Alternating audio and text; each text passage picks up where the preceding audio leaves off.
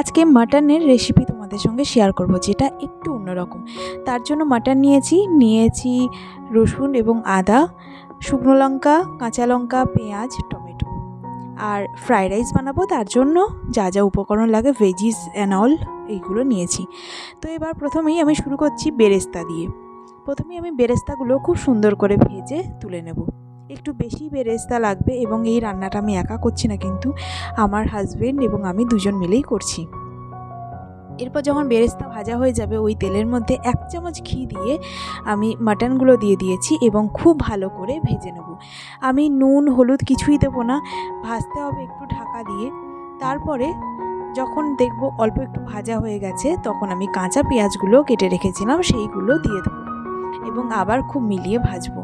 এই পুরো রান্নাটাই কিন্তু একটু ঢেকে ঘাঁটতে হবে, আবার ঢাকাটা খুলে কিছুক্ষণ রান্না করতে হবে। এইভাবেই কিন্তু এই রান্নাটা হবে।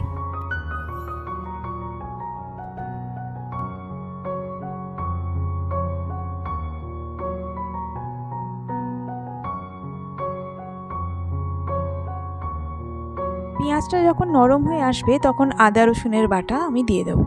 এখানে আমি কিন্তু কোনো রকম মিক্সিতে বাটা মশলা ব্যবহার করছি না, পুরোটাই শিলনোড়ায় বাটা যে মশলাটা হয় সেটাই ব্যবহার করছি। এরপরে দিয়ে দেব টমেটো। এই টমেটোগুলো আমি একটু বড় বড়ই পিস করে রেখেছি, কারণ একটু পরেই এটা গলে যাবে। খুব ভালো মতো যখন রান্না হবে, তখন দেখবে টমেটো আর কিচ্ছু খুঁজে পাওয়া যাবে না, সেই জন্য একটু বড় রাখলেও ক্ষতি নেই। টমেটোটা যখন গলে যাবে, তখন নুন হলুদ দিয়ে দেব। নুন হলুদটা নিজের পরিমাণ মতো দেবে। তারপরে যখন একটু রান্না হয়ে আসবে, তখন আমি কাঁচা লঙ্কা বাটা দিয়ে দেব, আর দিয়ে দেবো সঙ্গে লাল লঙ্কা বাটাও। খুব ভালো করে মিলিয়ে নেওয়ার পরে আমি এটা একটু ঢেকে রেখেছিলাম, ঢাকাটা খুলে আর একটু মিলিয়ে নিয়ে দিয়ে দেব জিরা বাটা। এটা কিন্তু কাঁচা জিরা বাটা, আমি এখানে কোনো রকম গুঁড়ো মশলা বা কোনো রকম মিক্সিতে পেস্ট করা কোনো মশলা আমি ইউজ করব না। এখানে যা হবে পুরোটাই শিলে বাটা মশলার উপরেই হবে। এরপরে মেন টুইস্ট যেটা, সেটা হচ্ছে বেরেস্তা। এই বেরেস্তাটা এই মাংসের মধ্যে দিয়ে দেব। বেরেস্তা দিলে একটা অদ্ভুত রকমের রং আসে। ওই কথায় আছে না, আগে দর্শনধারী পরে গুণবিচারী, সেই রকমই ব্যাপার। এরপর আমি দিয়ে দিচ্ছি গরম মশলা বাটা। প্রায় রান্নাটা শেষের দিকে কষানো হয়ে গেছে, এবার একটুখানি গ্রেভির জন্য জল তো দিতেই হবে। ওই কথায় আছে না, আগে দর্শনধারী পরে গুণবিচারী, সেই রকমই ব্যাপার। যদিও মাটনটা দর্শন এবং গুণ দুটোতেই বেশ ভালো নম্বর নিয়েছে। তো যাই হোক, এখানে আমি কিন্তু এক্সট্রা কোনো জল দিইনি। এখানে যেটুকু জল বেরিয়েছে সেটা মাংস থেকেই বেরিয়েছে। এবার খুব ভালো করে এই মাংসটাকে কষে নেব। এরপরে আমি খুব সামান্য করে জল দেব। এটা যদিও গরম জল, খুব সামান্য করে দেব, একটু মিলাতে থাকবো।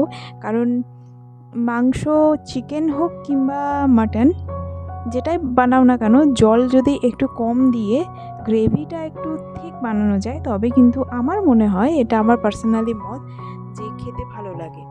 তো সেরকমভাবে জয়ও পছন্দ করে, খুব একটা বেশি ঝোল পছন্দ করে না ও। আর আমি তো থাকতে পারিনি, কষা মাংস একটু বাটিতে নিয়েছিলাম, তো তোমাদের সঙ্গে সেটা শেয়ার করছি। তো যাই হোক, আমার এখানে মাংসটা পুরোপুরিভাবে কমপ্লিট হয়ে গেছে। খালি একটুখানি ফুটিয়েই আমি এটাকে বন্ধ করে দেবো, তারপরে একেবারে পাতে নিয়ে বসবো। তো চলো, দেখা হচ্ছে খাবার প্লেটে। আচ্ছা, আমি না তোমাদের একবার মাংসটা দেখাই, যে এটাকে দেখতে কতটা ডিলিশিয়াস মনে হচ্ছে। তো এই যে আমরা চলে এসেছি, বাটিতে নিয়ে আমরা অ্যাকচুয়ালি ছাদের উপর বসে খাচ্ছিলাম। 1 জানুয়ারির দিন অসম্ভব ঠান্ডা ছিল, সেই দিনটা খুব মজা করে ফ্রাইড রাইস আর মাটন খেয়েছি।